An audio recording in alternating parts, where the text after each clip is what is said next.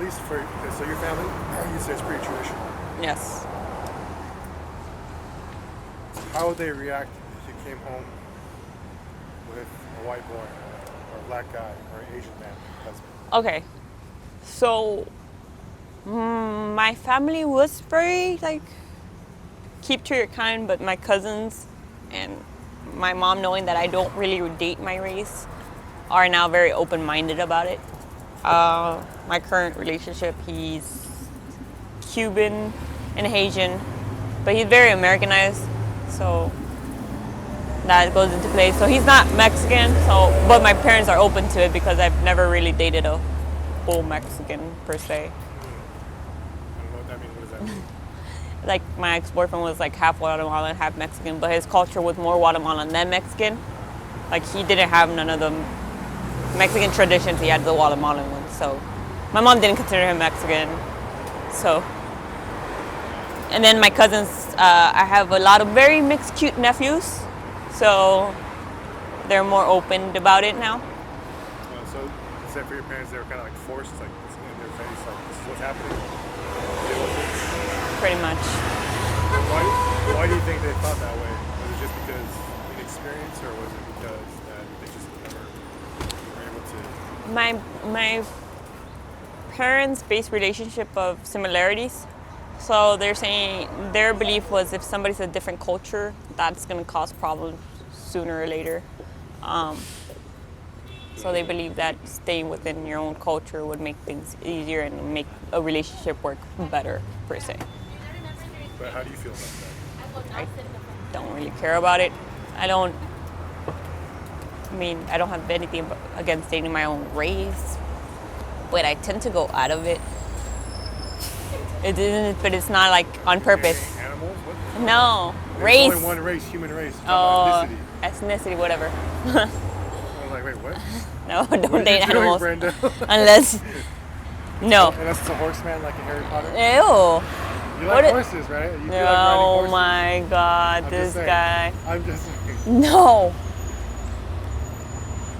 You like to be alone. He's gonna get a chancla across his forehead. That's what's gonna happen.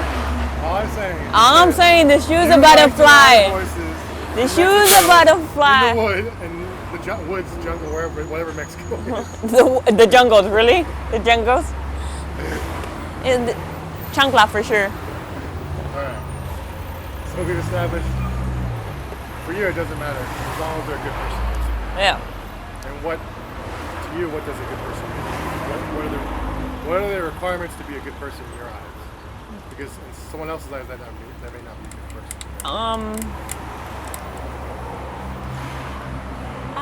They just have to be generally good-hearted, like not malicious. There's people that go out of the way to affect other people negatively in their life. So naturally good-hearted and ambitious. Like, cause you could be good-hearted all you want, but if you don't have ambition, I'm probably not. So you want to use people. Not use people, but I want somebody at my level. I kind of don't sit still. I'm always looking for something better, to do something more. I can't deal with somebody being, how do you say that word?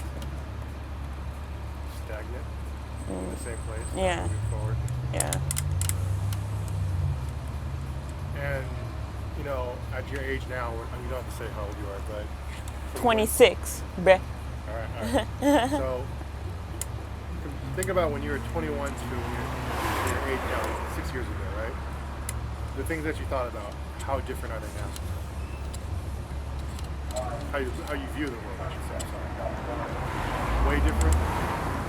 Similar but evolved. I have the similar takes in life, but I just learned more. So I have more of a network, more of a knowledge of where. You say that like the people that you're trying to be friends with or whatever, they're not on your level, or they're not aspiring to better themselves as people. Has there been instances where like you've had friends that you grew up with, but you're like, damn, like I've known you since, but you're not doing anything to not just better me, but better yourself. Because really, if you're my friend, I want you to do better. Better for yourself, not for me. Because you being better does not affect me in any sort of way. But you want them to be better for themselves because you want them to be happy, right? Has there been people in your life where you kind of had to like, not cut off, but like just kind of back off away from? And I mean, how does that feel like when you have to do that? It doesn't feel bad because I don't feel like I brought that upon them. I think they brought it upon themselves. People can feel the difference. I'm pretty sure they can feel me different. I feel them different, and it just, you slowly drift away. It's not like, I hate you, fuck you, get the fuck out of my life. It's more like, okay, now I'm busy doing this, but you don't want to do that. And you don't feel comfortable doing this, but I'm going to go do that. So you start just drifting apart. Have you ever talked to a friend like that where you're like, hey, girl, bro, dude, whatever, what's going on? Like, how can I help you?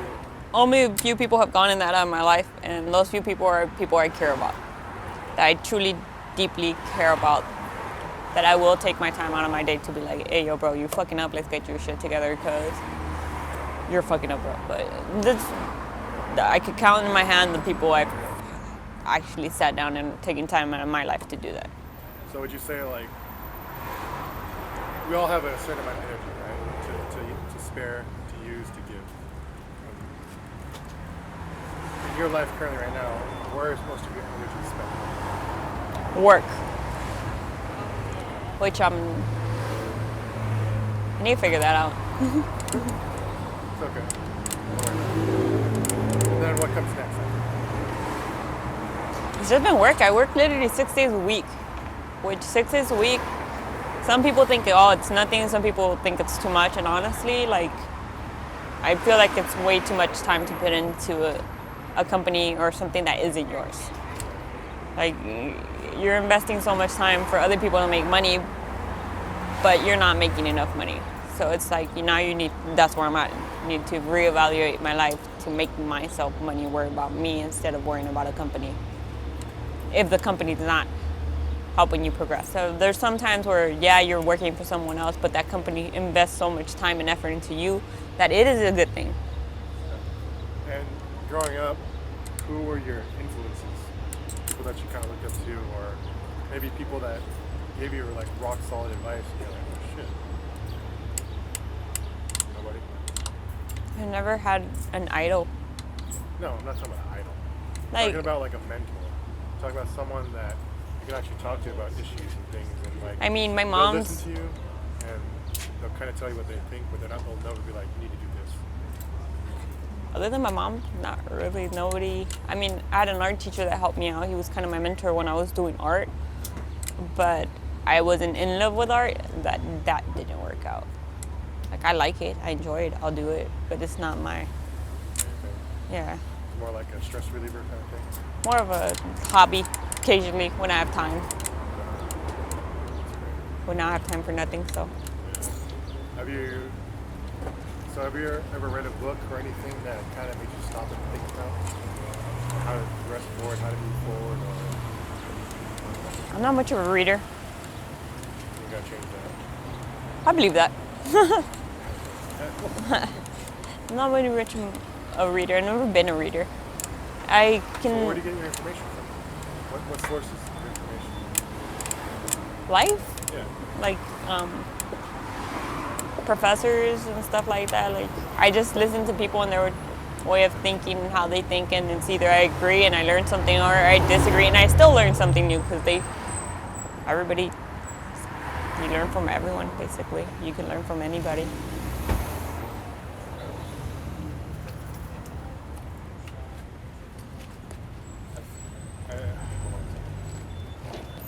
Marks that you have to be a Midwest girl, you know, the box that you check. Pretty much, Okay, that checklist is for Mexican. I'm just saying. That checklist, I don't fucking listen to country music. I'm just saying, it's kind of like, I don't fucking do, well, I mean, you listen to mariachi music, don't fucking yeah, lie. but that's Mexican. That's not country. Like, There's American. That's Mexican country Okay. music to me. All right. There's American country people, and then there's Mexicans, rancheros. Mariachi. No. Robert Rodriguez. Ranchero, country. Okay. American country. They're probably similar, but they're different. All right. So I'm Mexican. Because they speak different languages? Culturally. Culturally. So you say that you are a Midwest girl, but with a twist. No. I'm Mexican. Sure. Well, that's true. We're gonna give her this. We're gonna give her this one. We're gonna let her. Small victories, right? Small victories.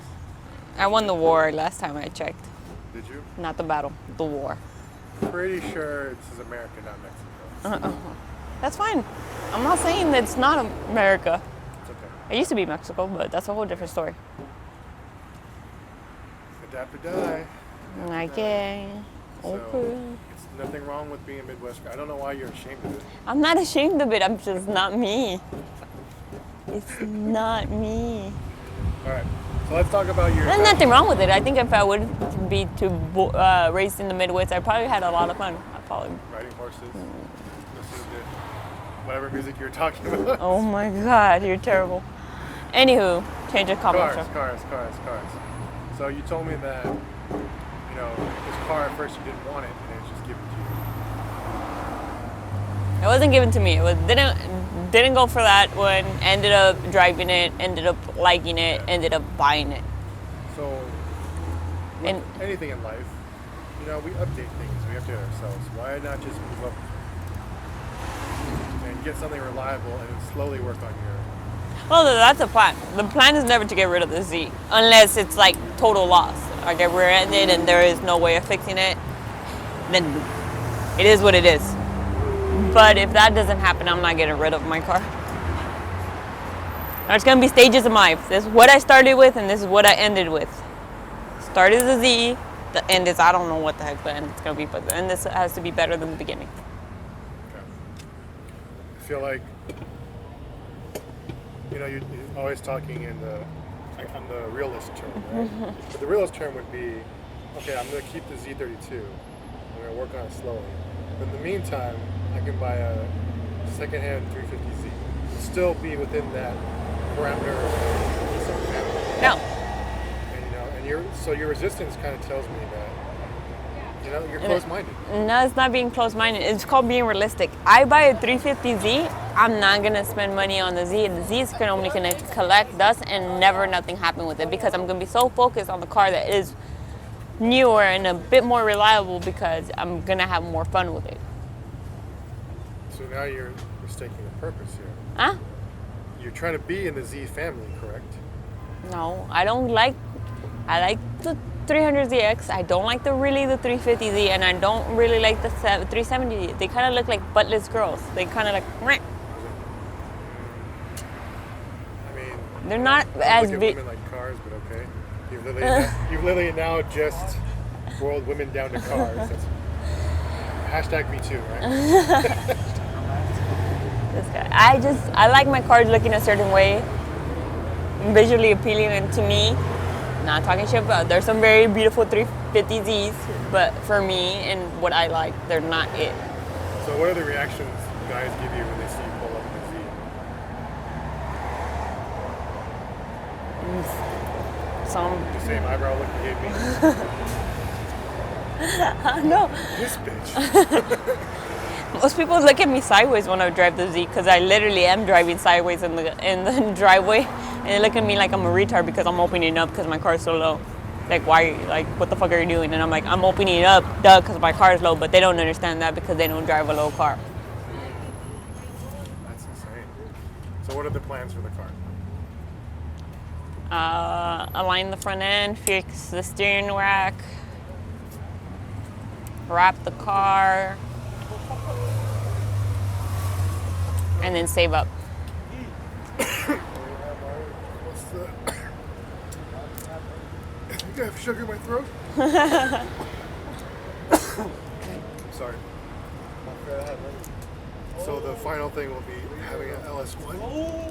Awesome. That's the cool. final transformation. We're talking the Transformers. I honestly need to figure out what I want to do with that car because the more I think about it, I need to figure out what's going to be better. 'Cause I want to be able to drive it down the street without fearing of it turning into a box, being crushed. That's when you enter a roll cage. Yeah. Enter the roll cage. That's what you do. There's this thing, right? These bars, they're made out of metal. You go to a metalist. You did not understand a period of what I said. It's about being pulled over and being state roughed. And seeing you have an illegal engine swap with either you have to do the engine swap and put the original motor in it, or if it's too modified, they will confiscate your car and make it into a little box. Crush it. Confiscate. Yeah. What's confiscate? Oh my god. I'm gonna kill them, guys. There shall be murder. Okay, so earlier we were talking about this, the ideal of being able to speak more than one language. And you particularly have this thing where it feels like in your mind, English and Spanish are fighting to be the first one out. So it gets mixed up. How has that affected you? It's not that they fight. I don't feel like they're fighting. It feels like I know Spanish and I know English. And if you know Spanish, everything you say in Spanish, it gets flipped over backwards when you have to translate it to English. Or there isn't no literal translation of it. So I grew up bilingual to a point where sometimes I'm reading something in Spanish and I'll read it in English. And I'm like, oh wait, that's not the correct word. Or I'll read something in English and like pronounce it in Spanish. Because it's just, I don't know, it's weird. It's weird. Everything's backwards in both languages. Like if I'm gonna say something in Spanish, it's gonna get flipped around when you say it in So English. you're not dyslexic. Really? Well, we have to make that very clear. Because when people hear what you're saying, they'll be like, she sounds dyslexic. Does she not know that? And then next thing you know, people on the bottom of the YouTube page will be like comments, hey Brenda, have you ever thought maybe you're dyslexic? It's not dyslexic. It's called being bilingual, and I'm sorry if you don't understand it, you probably only know one language. I also hear kind of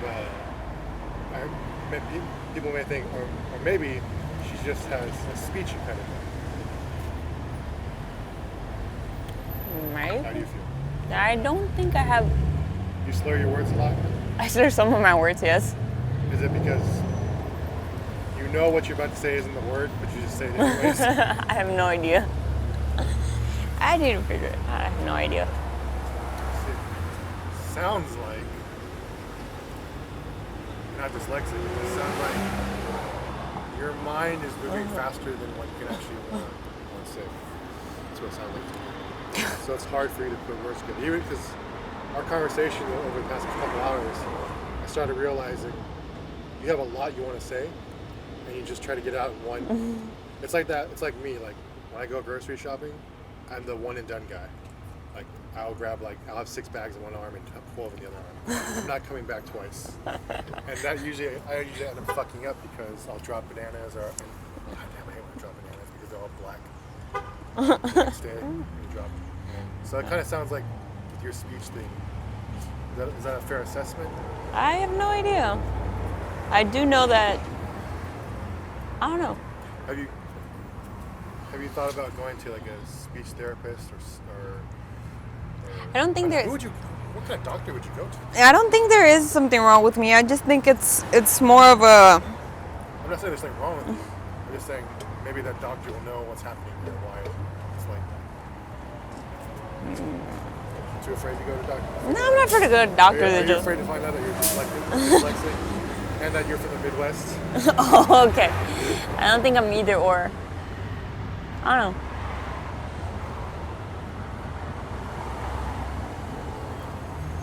Personally, I don't think there's anything wrong with you. I just think that's just how you grew up. Yeah, I That's grew what it up being bilingual. I'm pretty sure Like my language is literally Spanglish. it's like growing up in high school here, middle school, high school, just basically as a kid growing up going to school here. Would you say that like 60% of your classmates were just like you bilingual? No, I think most of my classmates spoke Spanish but couldn't read it. Okay. And their Spanish was very broken. Oh, so it's like my Mandarin. Okay. It's more on the broken side, so for them, English was their their main language. So English was never a problem for them. Spanish is. For you, it sounds like your parents actually took the time to teach you how to read and write Spanish? Yes. So I know how to read it and write it. The only problem with me writing Spanish is because I don't put the enunciations. There's like the ñ and like all the little like sticks you put on the top. That's how you enunciate. Because if you don't enunciate the word correctly, it can mean a totally different thing. So when you go to, let's just say you go to Mexico, like Mexico City, right? When you're out in the street just doing the little day markets, you know day markets or not? Yeah. There. Day markets. When you start speaking, do they know right off the bat because of your accent that you're not from there? Yeah. Around so People from Mexico can tell I'm not from Mexico, and people from the U.S. can tell I speak another language. Okay. Does that like bother you at all? No. Being bilingual is a gift, not a curse.